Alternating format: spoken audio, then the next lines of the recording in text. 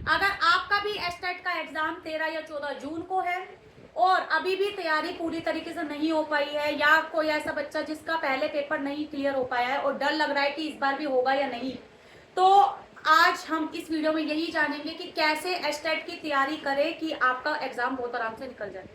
अब ये time period ऐसा है, डेट ऐसी टाइम पे आई हुई है कि बच्चों की छुट्टियां पड़ रखी है, समर वेकेशन।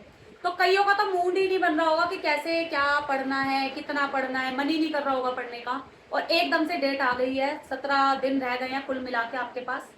तो आप इसमें कैसे तैयारी करें, मैनेज कैसे करें कि एग्जाम बहुत आराम से निकल जाए। तो हेलो एवरीवन, आज हम यही जानेंगे कि एस्टेट की तैयारी, एस्टेट एग्जाम जो है हरियाणा टीचर एलिजिबिलिटी टेस्ट, उस एग्जाम की हम तैयारी कैसे करें कि एग्जाम बहुत आराम से निकल जाए।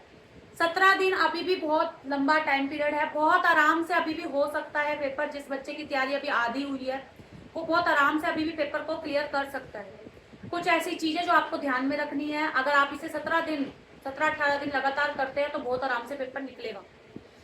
हरियाणा टीचर एलिजिबिलिटी टेस्ट ये एक एलिजिबिलिटी का पेपर है, कोई ऐसा नहीं है कि मेरिट जाएगी बहुत ज्यादा हाई और आपका नहीं हो सकता। आप ये दिमाग में सेट करिए कि क्राइटेरिया है 90 नंबर से ऊपर चाहिए आपको पास होने के लिए। इससे हमें ज्यादा ही चाहिए, 120 प्लस चाहिए अच्छे उसके लिए, लेकिन फिर भी पास होने के लिए तो 90 से ज्यादा चाहिए। बहुत आराम से निकल सकता है, कोई दिक्कत परेशानी नहीं है। तो आज हम यही जानेंगे कि कैसे तैयारी करें कि बहुत आराम से ये वाला एग्जाम आपका निकल जाए।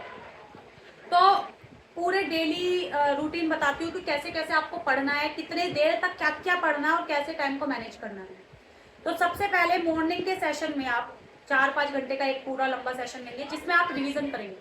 जो टॉपिक आपके बहुत अच्छे से हो रखे हैं उनको आप रिवाइज करके शॉर्ट नोट्स जरूर बनाएं। आपको नोट्स बनाने का ये फायदा होगा कि जो चीज आपको बहुत अच्छे से आती है, अब आप 15 दिनों से मत छूइए। लास्ट के 2 दिन में, जैसे 17 दिन रह गए हैं, 13 तारीख का पेपर है, तो लास्ट के 10-11 तारीख को एक बार क्विक रिवीजन कर लेना उसको। साथ में जो आपका हार्ड टॉपिक है जिसमें आपको दिक्कतें हो रही हैं उसको जरूर पढ़ें, डेली के डेली रिवाइज। डेली जो आप नया पढ़ रहे हैं उसको अगले दिन जरूर रिवाइज करें ताकि बहुत अच्छे से दिमाग में सेट हो जाए। और क्या करें, टाइम मैनेज जरूर करें। पूरे दिन का टाइम मैनेज होना चाहिए आपके पास। रिवीजन करते रहें, रिवीजन करने से बहुत बेनिफिट मिलेगा, चीजें आपको रिकॉल होती रहेंगी। ठीक है, जो हार्ड टॉपिक है उनको जरूर देखें। आगे आफ्टरनून के सेशन में आप क्या करें, PYQs लगा के देखिए। प्रीवियस ईयर लगाने से ये बेनिफिट होता है कि जब लेंथी क्वेश्चन आता है पेपर में एकदम से, तो टाइम कम पड़ता है, क्वेश्चन में दिमाग उतना नहीं चल पाता है। जब आपको प्रीवियस ईयर लगाएंगे तो क्वेश्चन को पढ़ने की जल्दी हैबिट बनेगी कि बहुत लंबा क्वेश्चन भी आप बहुत जल्दी पढ़ पाएंगे अगर आप लगातार 17 दिन भी ये कर लेते हैं। रात के टाइम में, नाइट इवनिंग के शिफ्ट में आप क्या करें, मॉक टेस्ट जरूर लगाइए। 17 दिन है आपके पास, 17 PYQs, एक आधा एक्स्ट्रा हो जाए वेल एंड गुड, लेकिन 17 PYQs आपके पास जरूर होने चाहिए, मतलब लगाए हुए आपके अच्छे से। और 17 मॉक टेस्ट आपके अच्छे से होने चाहिए। मॉक टेस्ट लगाने का ये बेनिफिट है कि आपको टाइम मैनेज करना आता है कि आप पूरे टाइम में अपना पूरा पेपर कर पा रहे थे या नहीं कर पा रहे थे, टाइम बचा या नहीं बचा आपको। और जब आप मॉक टेस्ट लगा लें तो आप उसके बाद उसे एनालाइज भी करें कि भाई कहाँ कहाँ गलतियां हुई है। जो गलतियां हुई है वो पेपर में अगर क्वेश्चन आ जाता है तो वो गलतियां ना हो आपसे। तो ये आपको डेली करना है ऐसा, इससे आपको बहुत ज्यादा बेनिफिट मिलेगा। रिवीजन बहुत अच्छे से हो जाएगी, जब आप क्वेश्चन देखेंगे वही रिपीट, तो आपको बहुत ज्यादा हेल्प मिलेगी उस चीज को।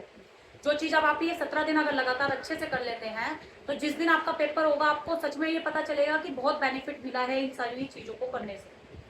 और क्या करें, सबसे ज्यादा मैथ्स में जैसे कि एस्टेट में फॉर्मूले वाले क्वेश्चन ज्यादा आए हैं, जैसे कि मेंसुरेशन के टॉपिक ज्यादा देखने को मिलते हैं।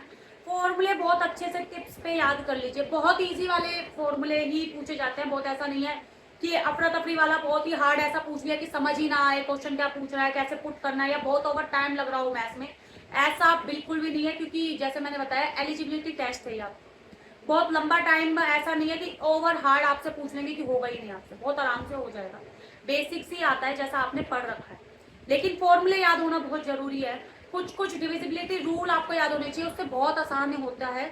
जैसे कि कोई भी अगर कॉम्पिटेटिव एग्जाम में भी ये चीजें हेल्प करती हैं, जो आपको डिविजिबिलिटी रूल याद होते हैं।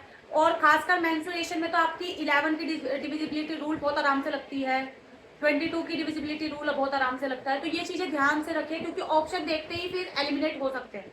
ऑप्शन एलिमिनेट करने में सबसे ज्यादा, जो कहते हैं ना, सबसे ज्यादा टाइम बचता है ऑप्शन को एलिमिनेट करने से। इतना टाइम आप सोल्व करेंगे उससे भी ज़्यादा सबसे पहले 1 मिनट से भी बहुत कम टाइम लगेगा, जिसमें आप फटाफट से ऑप्शन को एलिमिनेट कर सकते हैं, जिससे आपको ये आइडिया लग जाएगा कि इसको सोल्व करना ही पड़ेगा या ऑप्शन से आपका आंसर आ रहा है। मोस्टली क्वेश्चन आपके ऑप्शन से भी निकल जाते हैं, तो आप इसको मैथ्स को ऐसे लेके चलें।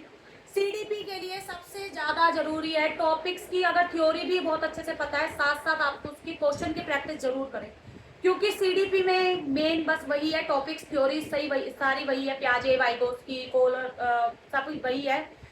जैसे हम जो भी थ्योरीज आप लोग पढ़ते हैं, कोलबर्ग की, प्याजे की, वाइगोस्की की, तो इन सब की थ्योरीज तो वही है, लेकिन क्वेश्चन थोड़ा सा घुमा के पूछ लेते हैं, जिसमें बच्चा फंस जाता है, ऑप्शन समझ नहीं आते हैं। तो इससे बेनिफिट, आप जब पीवाईक्यूज लगाएंगे, मॉक टेस्ट लगाएंगे, तो आपको अपना पता चलेगा कि कहाँ पे अटक रहे हैं आप लोग।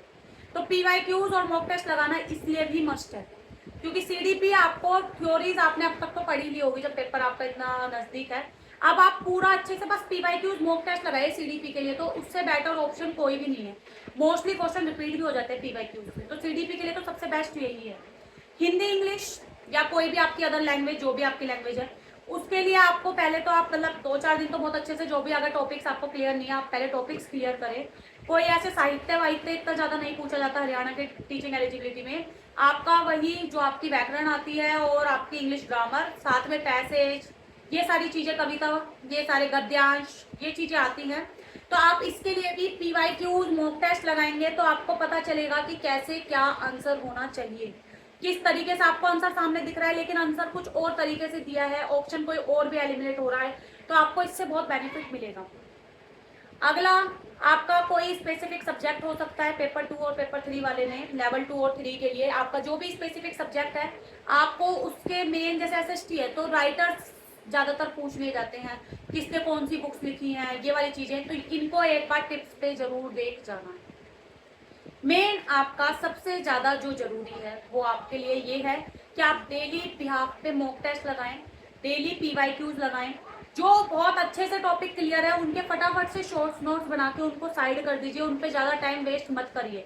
अभी 15 दिन आप उस टॉपिक पे काम करिए जो आपको अच्छे से नहीं आता। 15 दिन आपको लग रहा है कि बहुत कम टाइम पीरियड बचा है, लेकिन 15 दिन अगर आप लगातार इस स्ट्रेटेजी से पढ़ लेते हैं तो बहुत आराम से आपका पेपर होगा ही होगा, और जो आपका हार्ड टॉपिक है वो भी आपका बहुत आराम से निकलेगा। सीडीपी, हिंदी, इंग्लिश, ये वाले 3 ऐसे सब्जेक्ट ऐसे हैं जो कि आप पीवाईक्यूज और मॉक टेस्ट से बहुत आराम से नंबर ले सकते हैं। 30 नंबर की सीडीपी में बहुत आराम से 27-28 नंबर बहुत आराम से आते हैं, ठीक है। साथ में हिंदी, इंग्लिश आप बहुत आराम से कर सकते हैं। हिंदी इतनी हार्ड नहीं आती है, पर्यायवाची, विलोम जो थोड़े बहुत पूछे जाते हैं वो बहुत बेसिक पूछे जाते हैं कि आप आराम से ढूंढ सकते हैं, पता होंगे आपको मोस्टली, तो अगर आप तैयारी कर रहे हैं। मेन आपका कोई सब्जेक्ट स्पेसिफिक हो सकता है, और मैथ्स, रीजनिंग, इसमें टाइम लगता है। रीजनिंग के लिए आप जो भी छोटे फॉर्मूले लग रहे हैं, जो भी ट्रिक्स लग रही हैं, उनको जरूर कर लीजिए।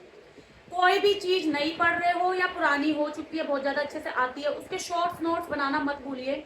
नोट्स ऐसे बनाइए, आपको किसी को दिखाने नहीं है नोट्स की कितने सुंदर नोट्स बनाए। नोट्स आपको ऐसे बनाने हैं कि कोई, मतलब कि जब भी आप पेपर आएगा आपका 13 या 14 जून को, आप उसे जब भी देखने बैठे तो आपको सारा दिमाग में वापस आ जाए आपने क्या पढ़ा।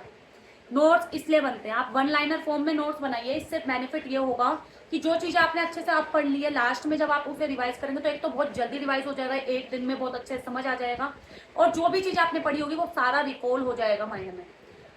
जाते जाते वक्त भी एक बार रिवाइज कर सकते हैं शॉर्ट नोट से। इसलिए मैं बोल रही हूँ कि आप बार बार, कि अगर आप हार्ड टॉपिक भी, कोई नया टॉपिक भी अभी पढ़ रहे हैं, तो पढ़ने के बाद आप उसको अपनी लैंग्वेज में नोट्स जरूर बनाइए। और नोट्स बनाते टाइम ये नहीं है कि इधर से देख के इधर लिख लिया, ये नोट्स नहीं है। अच्छे से पढ़ने के बाद खुद अपनी लैंग्वेज में नोट्स को बनाइए, जिससे आपको ये लगे कि इसको मैं अगर सिर्फ वर्ड्स को देख लूंगा तो मेरे को याद आ जाएगा। अगर आपने 1 लाइनर की फॉर्म में भी नोट्स बनाया, उसमें 2-3 वर्ड बहुत मेन है, उनको हाईलाइट कर लीजिए, ताकि आपको पेपर के टाइम पे बहुत हेल्प मिलेगी। इससे आप उसको बस देखते ही पहचान जाएंगे कि क्या बताया था। साथ में सीडीपी में कई बार, बहुत बार ये प्रॉब्लम आती है कि थ्योरीज पेपर के टाइम पे दिमाग से निकल जाती है, बहुत अच्छे से याद करी होती है लेकिन फिर भी दिमाग में नहीं आती कि कौन सी थ्योरी थी। तो एक बार थ्योरीज के भी नोट्स बना लीजिए, सिर्फ नाम लिखिए, प्याजे की ये वाली थ्योरी थी, कोलबर्ग की ये वाली थ्योरी थी, वो उनके आगे उनका सन और किस टाइम उन्होंने थ्योरीज दी थी और क्या मेन इसमें स्टेजेस थी, वो जरूर लिख लीजिएगा। वाइगोस्की की जैसे थ्योरी है तो उसमें कितनी स्टेजेस हैं, उसमें क्या क्या बात कही गई है, कितने स्टेज है उसके अंदर, तो ये चीज़ें आपको जरूर पता होनी चाहिए। शॉर्ट नोट्स बनाने से डिटेल्ड में बनाने की कोई नीड नहीं है, क्योंकि इतना डिटेल्ड में जब पेपर होगा तो आपको डिटेल्ड में पढ़ने का टाइम ही नहीं मिलेगा। थ्योरी शॉर्ट्स ऐसे नोट्स बनाएं कि आपको बहुत आराम से समझ में आ जाए, आप एक वर्ड में बहुत आराम से उसको समझ सके कि क्या लिखा था मैंने, और याद कर सके। सबसे मेन ये है, समझना तो समझ तो लेंगे क्योंकि आप ही ने लिखा है, लेकिन सबसे मेन जरूरी बात ये है कि आप उसको रिवाइज कर सके, आपको वो एक बार देखते ही माइंड में क्लिक कर जाए कि हाँ मैंने ये बात यहाँ पे पढ़ी थी। वो सबसे मेन है, क्योंकि पेपर में क्वेश्चन देखते ही आपके माइंड में क्लिक होना चाहिए। पीवाईक्यूज लगाने से बहुत बेनिफिट ये मिलेगा कि आपको कई बार क्वेश्चन एक तो रिपीट ही हो जाता है, सीधा आंसर वैसे ही पता चल जाता है, और अगर रिपीट नहीं भी होते तो क्वेश्चन पढ़ने की हैबिट बन जाती है। आप अगर 15-17 दिन भी लगातार करके देखेंगे ये चीज, तो आपको पता चलेगा कि पीवाईक्यूज लगाने से इतना बेनिफिट होगा कि पेपर के टाइम पे आपको जो बहुत लंबे लंबे क्वेश्चन भी होंगे ना सीडीपी के, या फिर कोई पैसेज आएगा इंग्लिश का, तो बहुत आराम से आप पढ़ पाएंगे। 5 मिनट में तो पूरा पैसेज बहुत आराम से सोल्व हो जाएगा, लंबे से लंबा। और ये सच में होता है, आप ये बिल्कुल ना सोचें कि ऐसा नहीं होता, 5 मिनट में पूरा पैसेज विद क्वेश्चन कैसे हो पाएंगे। बहुत आराम से हो जाता है, हमने भी एग्जाम दिए हैं, और बहुत आराम से पूरा टाइमर के साथ 5 मिनट में बहुत आराम से हो जाता है। टाइम बिल्कुल भी कम नहीं है, बहुत ज्यादा टाइम है, क्वेश्चन इतने ओवर भी नहीं है कि नहीं हो पाएगा, बहुत आराम से पेपर निकल जाएगा। अगर आप एक सही गाइड के साथ, सही गाइडलाइंस के साथ चल रहे हैं तो बहुत आराम से आपका पेपर निकलेगा। सबसे मेन आपकी रिवीजन है, रिवीजन के साथ आप पीवाईक्यूज और मॉक टेस्ट जरूर लगाएं। मॉक टेस्ट मस्ट है। मॉक टेस्ट लगाने से आपको टाइम मैनेजमेंट का पता चलता है कि टाइम मैनेज हो पा रहा था। कोई क्वेश्चन मेरा ऐसा तो नहीं है कि पढ़ ही नहीं पाई और सिर्फ टिक मार दिया, क्योंकि नेगेटिव मार्किंग तो है नहीं, तो ऐसी ही टिक तो लगा के आओगे अगर छूट जाएगा तो ऐसा ना हो, अच्छे से पढ़ पाए, टाइम भी बच जाए, पढ़ पाए, ऑप्शन अच्छे से एलिमिनेट कर सके। तो ये चीजों का ध्यान रखें। मैथ्स के फॉर्मूले टिप्स पे याद कर लें, क्योंकि मैथ्स का एस्टेट में बहुत इंपॉर्टेंट रोल है। एस्टेट में मैथ्स में मेंसुरेशन के अगर क्वेश्चन देखने को अगर आपको मिलेंगे तो फॉर्मूले भी आप पे मिलेंगे, वरना ऑप्शन भी एलिमिनेट हो जाते हैं। अगर आपको ये वाली ट्रिक पता है ऑप्शन एलिमिनेट करने वाली, तो बहुत आराम से हो जाएगा। उससे इजी मुझे लगता ही नहीं है कि मेंसुरेशन में इससे इजी कोई तरीका है, क्योंकि इसमें करने में 10 सेकंड या 20 सेकंड में आराम से एलिमिनेट हो जाते हैं। उससे हमारा ये टाइम बचता है कि अगर कोई लंबा क्वेश्चन है उसको करोगे 2-3 मिनट में, उसमें टाइम ज्यादा लगेगा, लेकिन ऑप्शन एलिमिनेट कर लिया। कई बार ऐसा होता है 3 ऑप्शन ऐसे एलिमिनेट हो जाते हैं, खासकर जो एलिजिबिलिटी वाले टेस्ट होते हैं उसमें ऑप्शन एलिमिनेट हो जाते हैं, तो आपको ऑप्शन देखते ही आंसर भी पता चल जाएगा। ऑप्शन को एलिमिनेट करना आपको जरूर आना चाहिए। नेगेटिव वर्ड्स, जो रूट्स वर्ड्स होते हैं, पॉजिटिव वर्ड्स, नेगेटिव वर्ड्स, उनका बहुत अच्छे से ध्यान रखना। सीडीपी में तो ये मस्ट है। वो कई बार मतलब कि जब मैंने अपना सीटेट का एग्जाम दिया था और एस्टेट का एग्जाम दिया था, तो पॉजिटिव और नेगेटिव वर्ड से ही बहुत सारे क्वेश्चन हो गए थे, कि पॉजिटिव वर्ड देखते ही आपको ये पता चल जाएगा कि ये होगा या नहीं होगा। साथ में सबसे इंपॉर्टेंट चीज, बच्चे कई बार ओवर कॉन्फिडेंस की वजह से नहीं देखते ही नहीं है क्वेश्चन में, नोट वाले क्वेश्चनों पे ज्यादा ध्यान दें। क्वेश्चन में अगर नहीं पूछ रहा है तो उसको ध्यान में रखते हुए करें। पॉजिटिव देख के सिर्फ आंसर मत कर आना, हो सकता है वो नेगेटिव क्वेश्चन के बिहाफ पे पूछ रहा हो। तो इन चीजों का आप थोड़ा ध्यान रखें। पॉजिटिव नेगेटिव वर्ड आपको बहुत ज्यादा हेल्प करेंगे। सीडीपी में तो आप ये लगा लीजिए 30 में से 15 से 20 क्वेश्चन आपके पॉजिटिव और नेगेटिव वर्ड से ही हो जाएंगे, इस बात की गारंटी है। अगर आपने पॉजिटिव नेगेटिव वर्ड्स को अच्छे से समझा है, कहाँ पे इसका यूज होता है, और एज अ टीचर आप उसके लिए कैसे क्या कर सकते हैं, ऐसे ही क्वेश्चन पूछे जाते हैं सीडीपी में। और 28-29 नंबर सीडीपी में लाना कोई बहुत मुश्किल बात नहीं है, 30 में से 30 भी आ जाते हैं बच्चों के।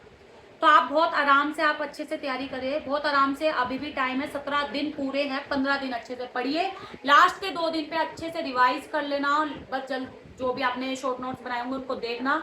कोई पीवाईक्यूज मत लगाना चाहे तो, क्योंकि थोड़ा रिलैक्स होना भी बहुत जरूरी है। कई बार आती हुई चीज भी दिमाग खराब हो रहा होता है तो नहीं हो पाती है, तो इन चीजों का थोड़ा सा ध्यान रखें। नेगेटिव पॉजिटिव वर्ड्स, फॉर्मूले, रीजनिंग की ट्रिक्स, साथ में सीडीपी और इंग्लिश हिंदी के लिए पीवाईक्यूज और मॉक टेस्ट का ध्यान रखें। कोई नया टॉपिक जो बहुत हार्ड लग रहा है, नहीं हुआ है अभी, उसको सुबह के टाइम पे फ्रेश माइंड से सबसे पहले उससे ही पढ़िए। उससे बेनिफिट मिलेगा कि चीजें आधी समझ जरूर आएंगी, अगर पूरा नहीं आएगा तो आधा तो आएगा ही। तो आधे के नोट्स बना लीजिए अपनी लैंग्वेज में, फिर अगले दिन आधे पढ़ेंगे तो आपको हार्ड टॉपिक भी क्लियर हो जाएगी। तो आप एस्टेट की तैयारी के लिए अच्छे से ऐसे पूरी गाइड ऐसे करिए, अच्छे से हो जाएगा आपका paper. All the best for your exam. अच्छे से पेपर दे के आना, और सारी जो बातें मैंने बताई है उन पे ध्यान रखिएगा। एडमिट कार्ड आपका जैसे ही आएगा वैसे ही आपको पता चलेगा, तो उस पर स्टैंप लगनी वो आपकी लग जाती है वहीं से, कोई दिक्कत नहीं है इसमें। आप पेपर की तैयारी अच्छे से करिए, बाकी चीज़ों की टेंशन छोड़ दीजिए कि क्या करना है कैसे करना है। वो सारी गाइडलाइंस आपके पेपर के एडमिट कार्ड पे जब आएगा तो सारी चीज़ें लिखी होंगी। ऑल द बेस्ट फिर से आपको एस्टेट का पेपर अच्छे से देके आना, और जो जो बातें बताई हैं उनको प्लीज़ ध्यान में रखिएगा, बहुत हेल्प मिलेगी। जब आपका पेपर हो जाएगा तो बताइएगा कि कैसा गया पेपर। आज की वीडियो के लिए इतना ही। Thank you.